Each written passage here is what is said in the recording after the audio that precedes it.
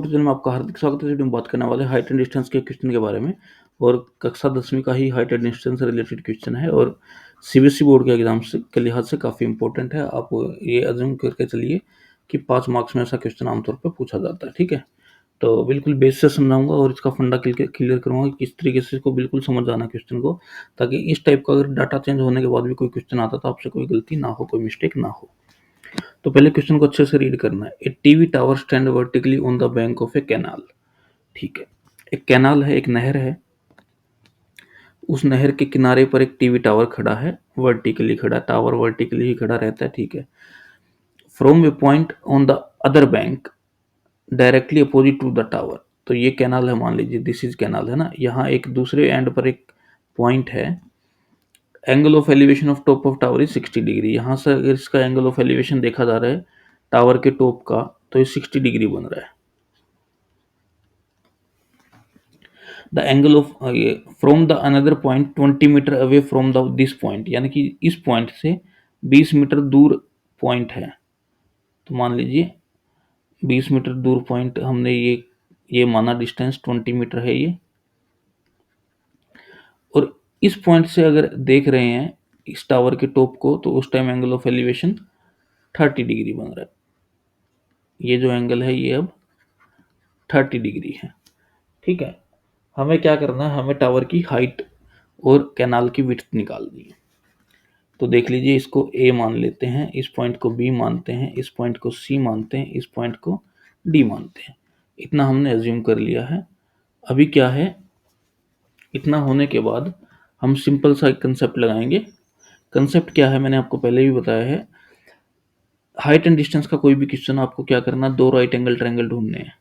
आपका focus main होना चाहिए, दो ट्रायंगल ढूंढो जो कि राइट एंगल ट्रायंगल हो। ठीक है, यानी कि जिसमें 90 डिग्री के एंगल हो, दो ट्रायंगल ऐसे ढूंढो।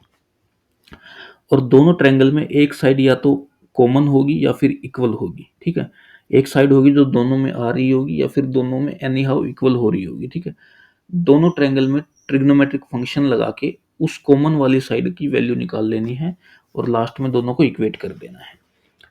तो कंसेप्ट बिल्कुल सिंपल है। मैं आप लोगों को सजेस्ट करूंगा कि किसी भी प्रकार की गलती से बचने के लिए केवल यही कंसेप्ट लगाए हर बार। ठीक है, तो कैनाल की विड्थ मैं मानता हूं, let canal width is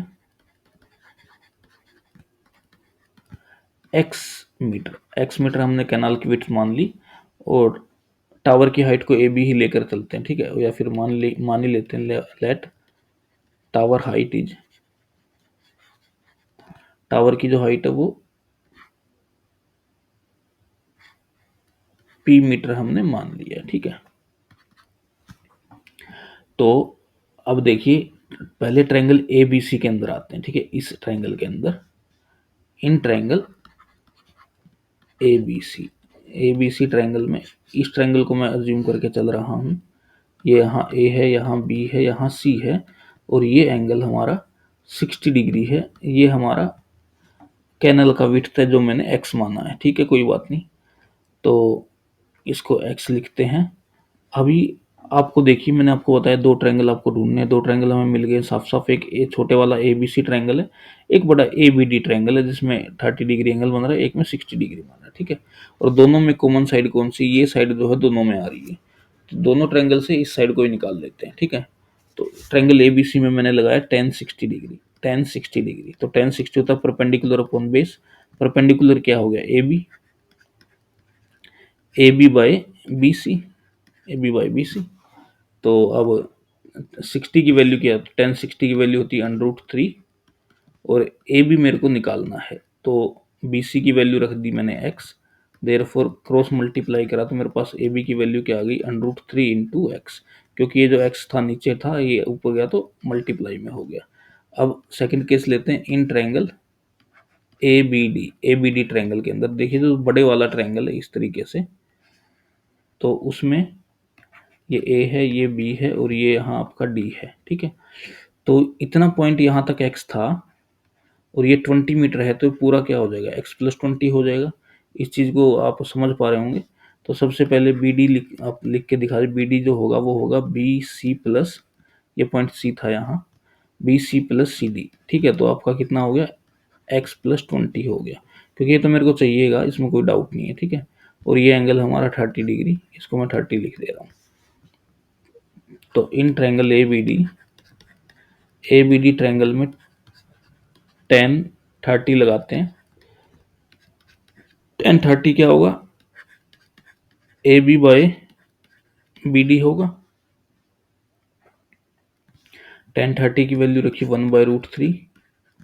a B की वैल्यू ए बी है, कोई दिक्कत नहीं है। बी डी की वैल्यू है, मैंने अभी निकाली एक्स प्लस 20, यहाँ से ये जो निकाली है। अब इससे भी मैं ए बी की वैल्यू निकालूँ तो क्रॉस मल्टीप्लाई होगा, या क्रॉस मल्टीप्लाई करना तो करिए, नहीं तो उसको क्रॉस मल्टीप्लाई करने की जरूरत नहीं, केवल नीचे वाले को, इसको ए बी के नीचे जो है ये चीज़, इसको ऊपर भेज देंगे तो भी चलेगा, लेकिन कोई नहीं, क्रॉस मल्टीप्लाई करते हैं। तो एक्स प्लस 20 आया और इस तरफ आया √3 into A B. Therefore यहाँ से ए बी क्या आ गया आपके पास, ए बी आया एक्स प्लस 20 अपॉन √3। ये हो गया आपका इक्वेशन नंबर 2। अब क्या करते हैं, दोनों इक्वेशंस को इक्वेट कर देते हैं, ठीक है। एक इक्वेशन ए बी, ये ए बी की वैल्यू यहाँ से 1 से थी, एक इक्वेशन ए बी की वैल्यू 2 से थी। तो इक्वेटिंग इक्वेशन 1 एंड इक्वेशन 2, दोनों इक्वेशन को इक्वेट कर दिया।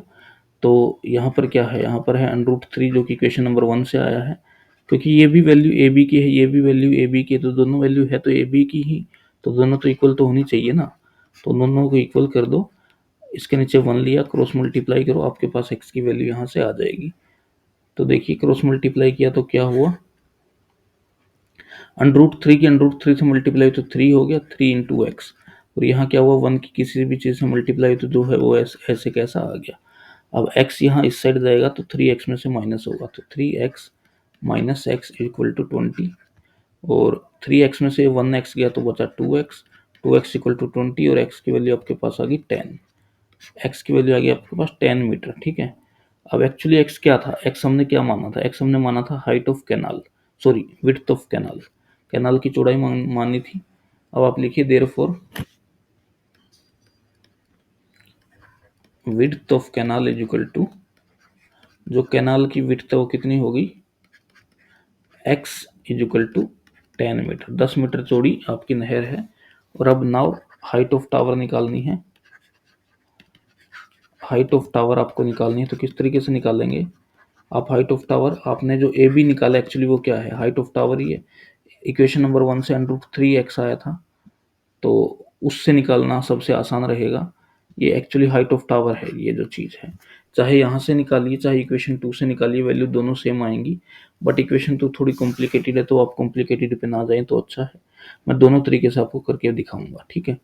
तो यहाँ आपने बस x की वैल्यू 10 रख दी, 10√3 मीटर, ये आपका आंसर आ गया, ठीक है। अगर आपको रूट में छोड़ना तो रूट में छोड़ दीजिए, नहीं तो √3 की वैल्यू रखनी है तो 1.71 समथिंग होता है।